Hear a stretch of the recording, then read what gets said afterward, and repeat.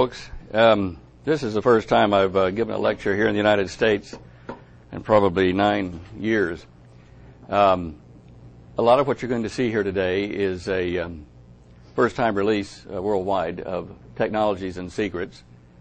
It is time, and so I am going to teach you some things here on this board about the cover-up that has been mentioned before in some of the lectures, about the alien cover-up and about some of our own human-based programs to make anti-gravity and various other technologies. I don't want this to be a dull and boring lecture, and the opening montage you saw covers scenes from everything we're going to try to squeeze into an hour. If it goes over your head or you forget things, don't worry. They're recording it on a DVD, and I planned on this. What we're presenting here is going to go far and wide, not just here in Roswell. It's the beginning of an unveiling. You saw the blue and red satin magician's cape. We're pulling the lid off of a number of things today. I didn't even tell Guy, organizing this, what exactly we were going to do because I didn't want it to leak out anywhere. In this country, in the the late parts of World War II, about 1943, there were a number of programs other than the Manhattan Project that were started to develop weapons to defeat Germany. We knew at that time that Germany was going to try to get an atomic bomb, and certainly the effort was thwarted. But there were other projects. Dr. Edward Teller, the kind of alleged father of the hydrogen bomb project, recruited myself and a number of other people from the mid-50s forward until 1971. I was recruited in 71, a latecomer to the program. But back in those early days, there was a real problem with removing the blinders off of scientists to develop new weapons and new defensive mechanisms as well. So in 1943, the men developing this project tried to figure out a way to convince scientists that certain things like anti-gravity, new types of weapons were possible, to remove the blinders. So by 1952, they had already started what I'm going to show you here. But this is where it happened. Can you hear me? Is this mic on here? Only for the video. Sorry, folks. All right, I will project without popping my peas. Thank you. We hope so.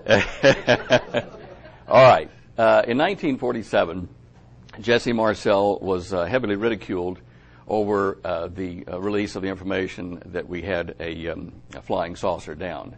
I must tell you that they were Air Force officers. They were officers of the 509th Bomb Wing, and these are the guys that did the atomic bomb testing. They weren't stupid. They knew the difference between a kite and pieces of metal and bodies and things that were real. It wasn't crash dummies. It wasn't alfoil and Scotch tape and balsa wood. He was duped into setting up for that photo there in Fort Worth. Now, he took a lot of flack. His son defends him today. But this is where it started here at Roswell Army Airfield, 1947. A flying disc has been found and is now in the possession of the Army. Army officers say the missile, found sometime last week, has been inspected at Roswell, New Mexico, and sent to Wright Field, Ohio, for further inspection. Little time warp sound effects there. Now, you've all heard of Jesse Marcel, but you would not have heard of Colonel Harrison there. Let's see if I can get back to him. Yeah, all right. I've got a twitchy finger on this thing here. Let me just get in there.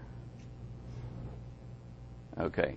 Now, Colonel Harrison died in 2003 now. He lived in Fort Worth. He was the next-door neighbor of an acquaintance of Holly mine who works for Lockheed. Colonel Harrison was a co-pilot on the first atomic bomb test dropped in Bikini Atoll. He received the Distinguished Flying Cross. He was a lifelong friend, as you can see here, of from the wartime days till he died, of the McCain family, Senator McCain and Admiral McCain. He also served as a special assistant to Admiral McCain at a very top-level security position. He's one of the guys that was truly a secret keeper, and he did it even from his son until the day that he died. As it turns out, Colonel Harrison was outside the back of his apartment, slipped and fell and hurt his head to the point that it was a cerebral hemorrhage. They took him to the hospital, and he lingered for a while, and his son was in there with him just before his dad died, and he said, "Dad, I've got to know, were the aliens real?" Because this guy was here at Roswell, and a number of paper trails led to his plane ID for having ferried parts back to Fort Worth and over to Wright-Patt. And he turned to his son and he said, "All I will say is that they were real." And he died a few minutes later. So, you have another witness, hearsay, but one of the kind that really counts because he was a very special fella. He flew the B-47s, the early Strategic Air Command, and he also commanded a B-52 Air Wing under Curtis LeMay in the SAC program after that. 509th there was the start of that. And there's his Distinguished Flying Cross. Now, this is Raymond F. Jones. Who's Raymond F. Jones? This Island Earth, one of the two probably classic Hollywood productions about alien invasions of Earth in the 50s, the other being The Forbidden Planet. Raymond Jones wrote this and 74 other stories. Raymond was a Mormon and an avid imagination, but he also ran in some very interesting circles. And so after he had started and finished this particular book, which became the movie, he wrote a short story called Noise Level for this magazine, 1952. I came across the story in 1977 in this reprint done in England. I'm going to tell you a short précis of this story because it's going to probably answer a number of things for you eventually. In the story that Raymond wrote, Noise Level, there's a meeting called in the Pentagon. The chiefs of staff all come to the meeting, and there's a president's representative there, and there's this big table. In the middle of the table, there's this plastic-wrapped bunch of burned junk.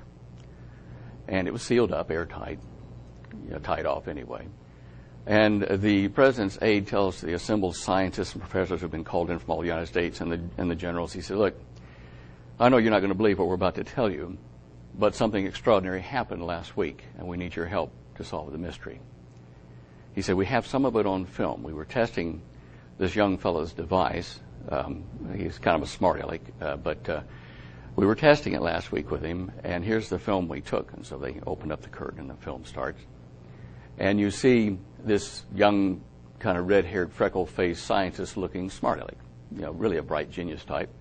And he's got this little chest pack and a backpack and a little belt, and he's standing in front of some of the generals there in a football stadium. And he reaches down, he pushes a button, and he lifts up off the deck 2 or 3 feet and just stands there in the air. Nobody says a word in the office there in the Pentagon. They're thinking, wow. Okay, so he's been lifted up a bit.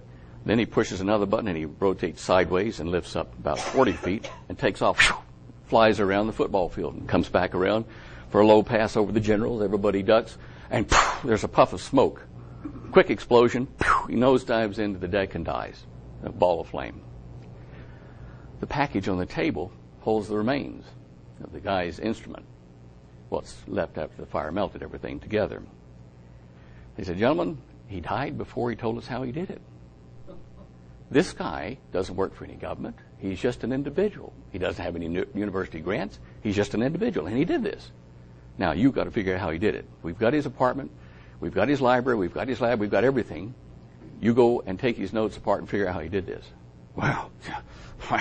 Everybody runs over a big gaggle to this guy's apartment. They look through his library. He's got chemistry here, physics here, philosophy, ancient mysticism, everything. And he's got a lathe room and downstairs in the second floor area here. And then he's got over here, he's got biochemistry and all kinds of stuff. And they said, could one guy have read all of this? And they start looking through some of the volumes, and there's notes, annotations in the margin. Well, where are his other notes? Couldn't find them.